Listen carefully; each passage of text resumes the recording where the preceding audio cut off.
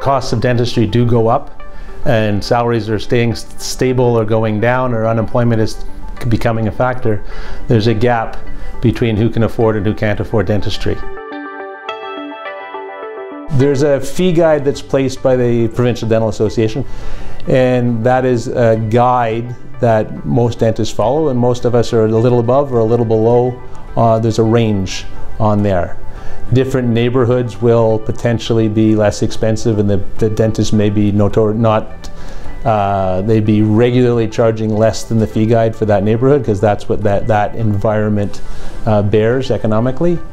There are clinics that are tied into the university where the fees are less. There's clinics that are tied to social assistance type areas that are fee-for-service that are less expensive.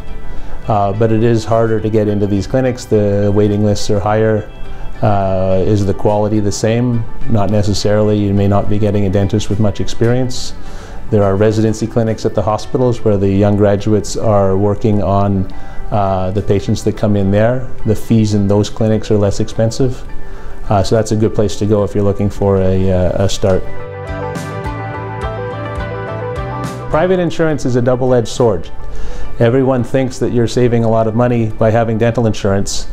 In actual fact, if you look at what is being taken off your paycheck, what is not being covered on your dental insurance in the way of a deductible, or that they're only paying 20% or 80% and you're having to pay the other 20%, often it ends up being a break even on the course of a year for many patients that have insurance. And then some patients are relying on the insurance to make their diagnosis for them. In reality, the insurance company is there to provide a safety net versus your entire coverage. And they're not necessarily tailoring their insurance policies to you as a patient.